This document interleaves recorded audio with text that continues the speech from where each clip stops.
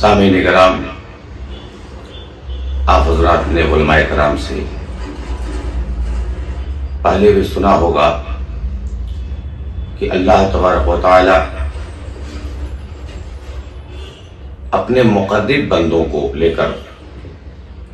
یوں ارشاد فرماتا ہے کہ کنت سمعہ الذی یسمع بہ، کہ میں ان کے کان ہو جاتا ہوں جس سے وہ سنتے ہیں، میں ان کی آنکھیں ہو جاتا ہوں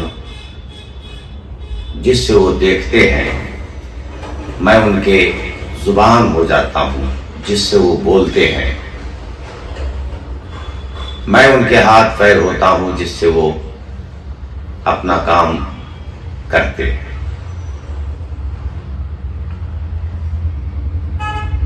اللہ کے اس فرمان کو اور قریب سے سمجھنے کی کوشش کریں تو مشکوٰۃ شریف جو ایک حدیث کی کتاب ہے، اس کتاب کے صفحہ نمبر 538 پر موجود ہے یہ واقعہ۔ حضرت عمر فاروق رضی اللہ تعالیٰ عنہ کا دور خلافت ہے، اور فاروق اعظم رضی اللہ تعالیٰ عنہ نے ایک فوج کو ترتیب دیا کہ وہ مشرکین سے جہاد کریں، اور اس فوج کے سپہ سالار حضرت ساریہ رضی اللہ تعالیٰ عنہ کو مقرر کیا گیا۔ چنانچہ حضرت ساریہ رضی اللہ تعالیٰ عنہ اس فوج کو لے کر دور دراز کسی مقام پر جا کر مشرکین سے جہاد کرنے لگے، اور ادھر عمر فاروق رضی اللہ تعالیٰ عنہ منبر رسول پر کھڑے ہو کر جمعہ کے دن مدینہ منورہ میں خطبہ دے رہے ہیں، اور عین خطبے کے دوران عمر فاروق رضی اللہ تعالیٰ عنہ نے حضرت ساریہ کو مخاطب کیا جو دور دراز کسی جگہ پر جہاد کر رہے ہیں، اور ارشاد فرمایا، یا ساریۃ الجبل، اے ساریہ اس پہاڑ کی پناہ لے لے، پہاڑ کو اپنے پیچھے کر لے، پہاڑ کو اپنے پیچھے جانب ڈھال بنا لے۔ حضرت ساریہ رضی اللہ تعالیٰ عنہ نے اس آواز کو سنی، بلکہ ساریہ ہی نے نہیں بلکہ اور بھی جو وہاں مسلمان مومنین صحابہ موجود تھے ان سب نے سنی، اور سب نے پہاڑ کی پناہ لے لی اور اس غیبی آواز پر عمل کیا، اور پھر پہاڑ کو اپنے پشت پناہ بنا کر سامنے سے جنگ لڑی اور بڑی ڈٹ کر مقابلہ کیا۔ مشرکین شکست کھا گئے، اور اللہ تبارک تعالیٰ نے مومنین کو فتح عطا فرمائی۔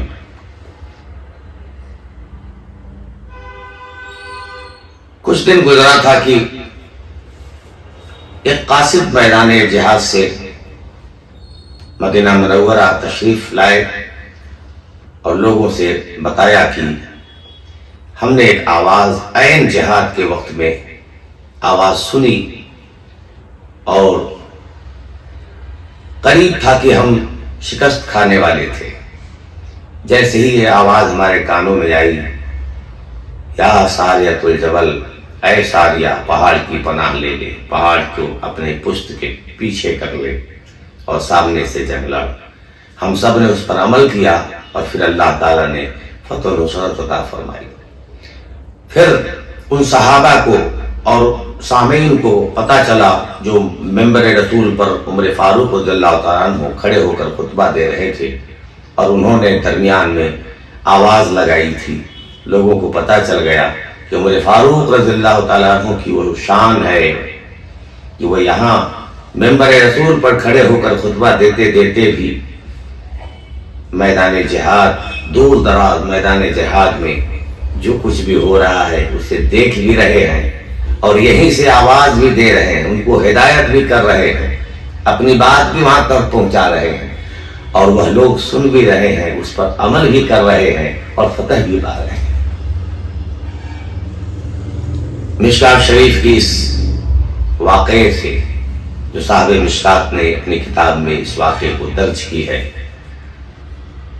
اس واقعے سے بات ثابت ہوتا ہے کہ اللہ تبارک و تعالیٰ اپنے مقرب بندوں کو یہ مقام عطا فرما چکا ہے کہ جب وہ کچھ بولتے ہیں، جب وہ اپنی لب کو ہلاتے ہیں، جب آنکھ سے دیکھتے ہیں، جب کان سے سنتے ہیں، تو اللہ تبارک تعالیٰ کا جو یہ فرمان ہے کہ کنت سمعہ الذی یسمع بہ، کہ میں اپنے ان بندے خاص کے کان ہو جاتا ہوں جس سے وہ سنتا ہے، آنکھ ہو جاتا ہوں جس سے وہ دیکھتا ہے، زبان ہو جاتا ہوں جس سے وہ بولتا ہے۔ حضرت عمر فاروق اعظم رضی اللہ تعالیٰ عنہ کی یہ شان، اور نبی پاک صلی اللہ تعالیٰ علیہ وسلم کے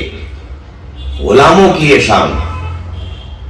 کہ انہوں نے مصطفیٰ جان رحمت صلی اللہ علیہ وسلم کی غلامی اور اطاعت اختیار کی، تو اللہ تبارک و تعالیٰ نے انہیں یہ شان عطا فرمایا، یہ مقام عطا فرمایا۔ تو غور کرنے کا مقام ہے کہ خود مصطفیٰ جان رحمت صلی اللہ علیہ وسلم کو اللہ تبارک و تعالیٰ نے کیا مقام، کیا مرتبہ، کیا بلندی، کیا عروج عطا فرمایا ہوگا۔ اسی موقع کو مد نظر رکھتے ہوئے اعلیٰ حضرت عظیم البرکت علیہ رحمہ ارشاد فرماتے ہیں کہ دور نزدیک کے سننے والے وہ کان، کان لالے کرامت پہ لاکھوں سلام۔